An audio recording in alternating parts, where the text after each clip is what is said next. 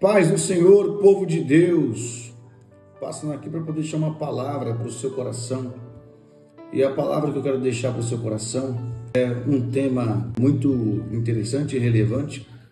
E o tema é o obreiro chamado por Deus versus o obreiro levantado por interesses de pastores. Quando a gente analisa isso, olhando para a Bíblia Sagrada, você vê o chamado Jeremias, capítulo 1, versículo 5, que diz: antes que eu te formasse no ventre, eu te conheci.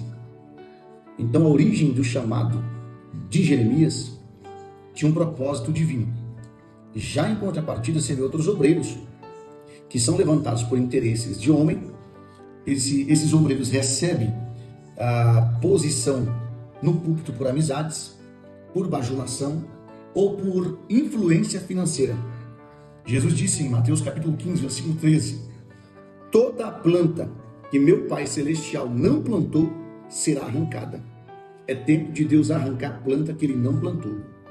Segunda coisa, o obreiro chamado, a intenção dele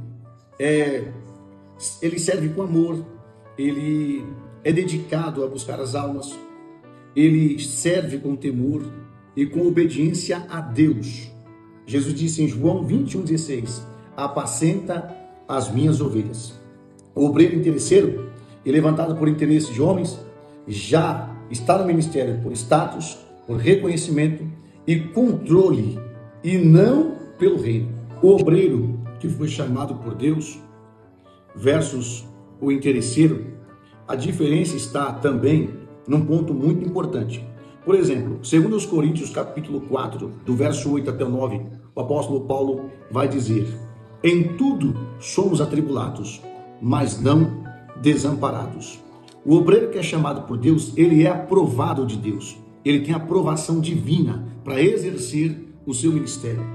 Tanto é que quando ele passa pelo deserto, ele permanece firme, porque ele sabe de fato quem foi que o chamou. E quem o chamou, ele é responsável pelo envio. Então, o obreiro que tem a aprovação divina tem essa esperança firmada na origem do seu chamado.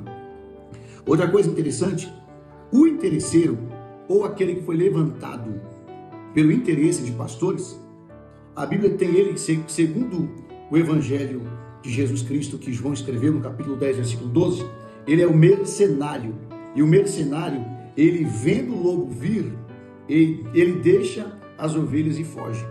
Então veja que interessante.